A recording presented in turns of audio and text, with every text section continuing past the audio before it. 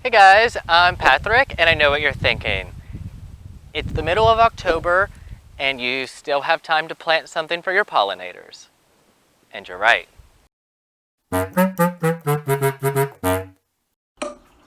So, welcome back to Plant Something Sunday, where this Sunday I am planting a variety of ironweed. And I will say I am super excited about this because one, it is a first for sharing how I like to garden as much as possible with native perennial plants, but two, this is supposed to be a sterile variety, and I'll talk a little bit more why that's important in a minute, but first I want you to take a look, right? So it is the beginning, well, middle of October. Time is really flying this year, and it is still yet to bloom. Actually, why don't you take a look? So we still have our bees out, and we have one bumblebee that's already thrilled about this choice for the garden space. And it's a pinkish tone purple blooming plant. It's one of the last to arrive at late summer, early autumn. Well, it's actually more of a middle autumn blooming plant in our area.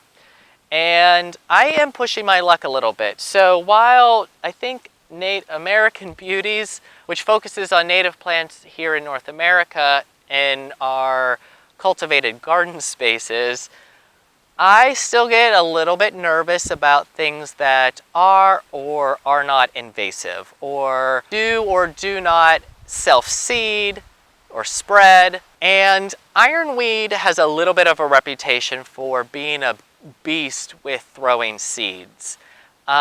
So with knowing that, I am pushing my luck a little bit in the idea of, if this is not a sterile variety for sure, this is going to be a variety that gives me a lot of problems for sure.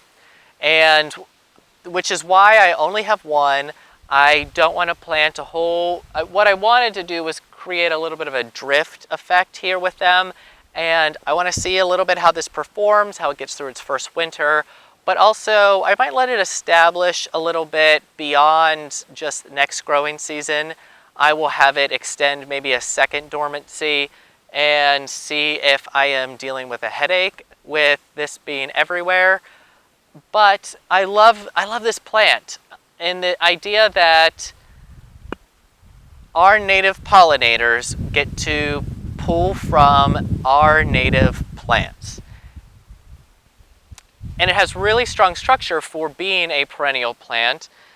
Some varieties of ironweed can grow upwards of, I think, almost 5-6 feet tall, depending on how well they do and what area that they're performing in.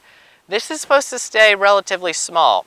It's supposed to max out at no more than 3 feet tall and 2 feet wide. It has a open mouth trumpet vase growing pattern. Some of that can be seen here. And then from a distance it looks like this. So you can see, even out in a field that isn't breaking up the winds by a lot of trees, it can stand pretty strong on its own.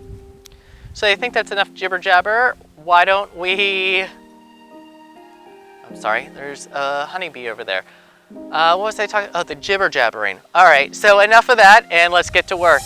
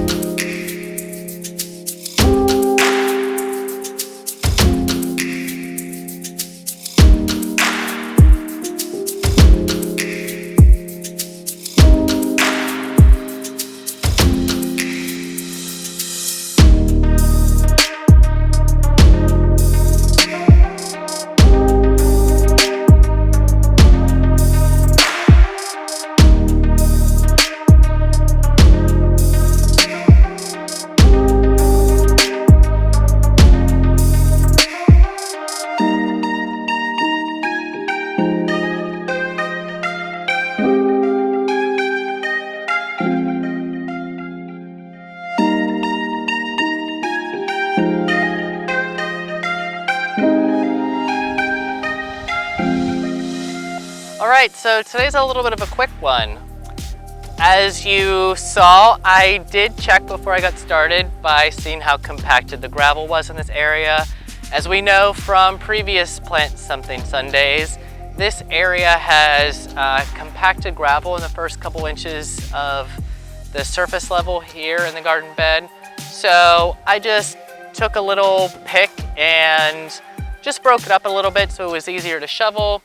And then I dug my hole and I used my biotone, and I know what some people were probably thinking, right? So it's autumn, things are winding down. They're not demanding their systems uptake a lot of nutrients or the things that encourage a lot of growth. And you're right, I don't anticipate or need this plant to do a lot of growth, but what I do want to do is encourage of what time that is left to go into root development, and even just the littlest bit of benefit and expansion in that area for the plant just makes it more prepared to go into the winter dormant period. So what I could not find for this originally was the tag that went with it, and this is a Veronica Ironweed butterfly.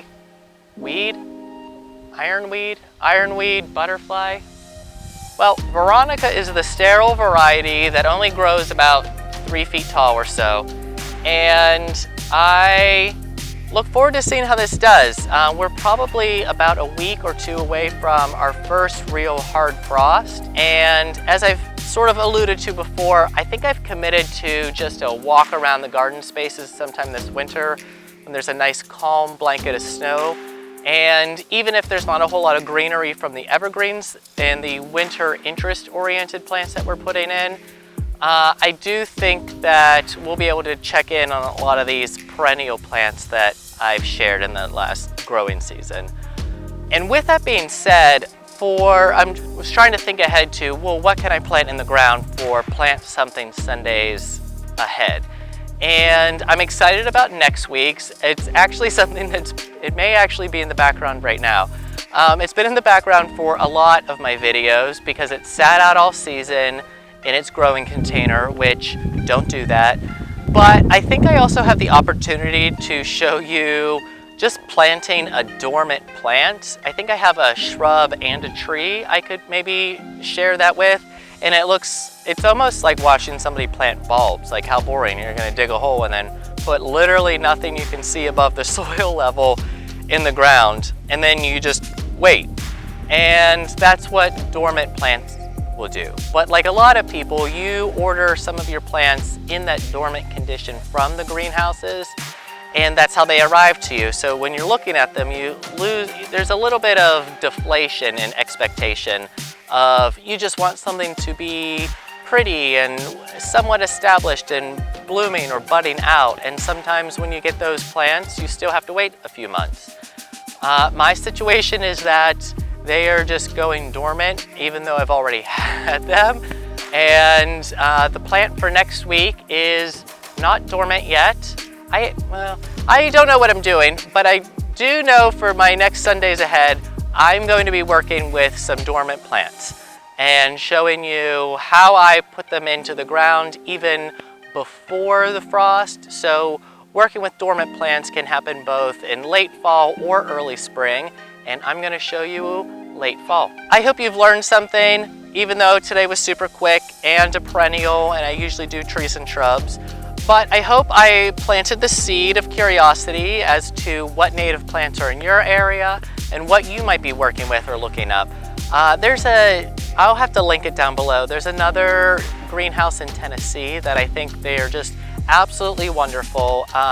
Their customer service representatives, they're always such dolls when I'm speaking to them on the phone. And I highly recommend my success in working with them. So I'll link that down below. And I already forget the name of this company. I want to say American Beauty Native Plants.